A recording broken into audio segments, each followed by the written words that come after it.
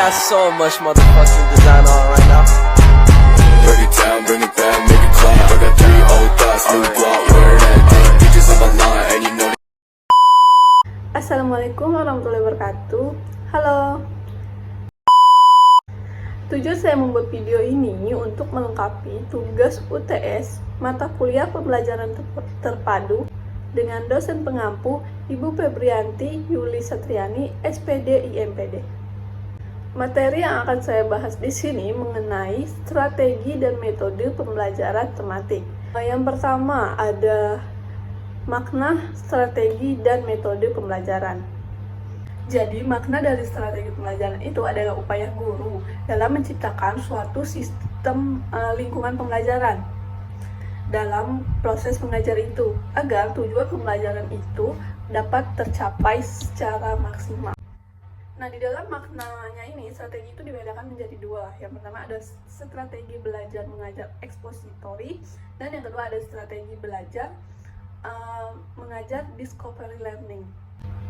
Yang pertama ada strategi belajar mengajar ekspositori. Nah, strategi ini guru menyusun materi sebelum memulai pembelajaran di kelas, sebelum menyampaikan materi di kelas, sehingga peserta didik mendengarkan penjelasan guru tersebut. Dan yang kedua ada strategi belajar mengajar discovery learning. Nah, kalau ini peserta didik itu mengolah sendiri pesan atau materi, tapi tetap dengan arahan guru tersebut. Lalu selanjutnya ada metode. Metode itu ialah sebagai cara yang digunakan untuk mengimplementasikan rencana yang sudah disusun dalam bentuk kegiatan nyata dan praktis untuk mencapai tujuan dalam pembelajaran tersebut. Nah, dalam metode pembelajaran itu terdapat beberapa metode. Yang pertama ada metode ceramah, demonstrasi. Nah, sebelum kita jelaskan satu-satu. Metode ceramah. Metode ceramah itu metode mengajar dalam bentuk penuturan bahan pelajaran secara lisan. Metode ceramah ini bisa digunakan oleh semua guru. Lalu yang kedua ada metode demonstrasi. Nah, jenis metode ini itu pembelajaran yang menyajikan materi kepada siswa, tapi digabungkan dengan penjelasan. Lalu yang ketiga ada metode diskusi. Kalau metode diskusi ini, guru bisa melibatkan anak tersebut dengan masalah. Jadi anak bisa berdiskusi dengan teman sekelasnya atau bahkan dengan gurunya sendiri. Dan ada metode simulasi, metode kerja kelompok, metode tanya jawab, dan metode pemecahan masalah. Nah, materi yang selanjutnya itu ialah jenis-jenis dari strategi. Nah, di sini ada 7 jenis dari strategi itu dan akan saya bahas satu-satu.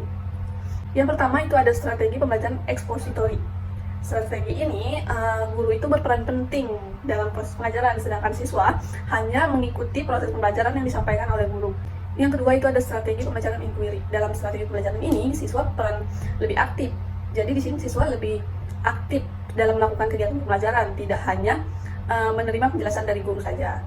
Lalu yang ketiga ada strategi pembelajaran berbasis masalah. Nah, strategi berbasis masalah ini digunakan guru mengajar di kelas atau pada saat siswa mengalami masalah pribadi, sehingga membutuhkan guru untuk menghadapi masalah tersebut. Lalu yang keempat, strategi pembelajaran kooperatif. Kalau strategi ini itu pembelajaran yang membentuk siswa dari kelompok-kelompok kecil yang misalnya terdiri dari 5-6 orang dari setiap kelompok, itu akan mengerjakan tugas masing-masing dari guru dan dikerjakan secara bersamaan. Yang kelima ada strategi pembelajaran afektif. Strategi ini sangat cocok diterapkan untuk menguatkan karakter siswa seperti tanggung jawab, kerjasama, disiplin, komitmen, percaya diri, jujur, menghargai pendapat orang lain, dan kemampuan mengendalikan diri. Lalu yang terakhir itu ada strategi pembelajaran meningkatkan kemampuan berpikir.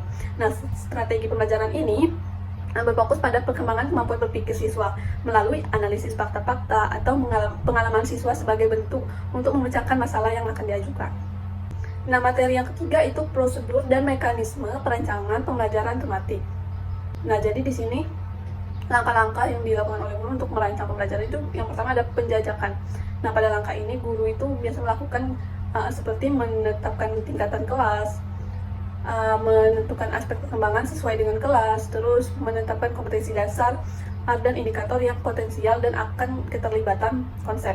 Lalu yang kedua ada penstrukturan. Di sini guru menyusun kerangka struktur, mengidentifikasi konsep kunci dan aspek perkembangan anak. Lalu mengidentifikasi konsep kunci dan aspek perkembangan anak. Lalu yang ketiga ada perencanaan model pembelajaran tematik.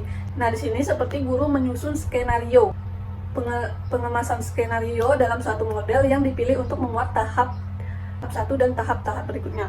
Lalu dalam tahap ini guru melakukan pengujian model seperti menetapkan bidang kajian yang akan dipadukan, lalu mempelajari standar kompetensi dan kompetensi dasar bidang kajian, lalu memilih atau menetapkan tema atau topik pemersatu, dan merumuskan indikator pembelajaran secara terpadu, menyusun silabus pembelajaran, dan menyusun rencana pelaksanaan pembelajaran.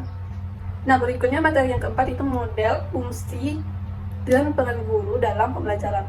Jadi guru itu memiliki satu kesatuan peran dan fungsi yang tidak dapat terpisahkan, karena antara kemampuan mendidik, membimbing, mengajar, dan melatih, itu keempat kemampuan tersebut ini merupakan kemampuan integratif yang satu sama lainnya itu tidak dapat dipisah dengan yang lainnya.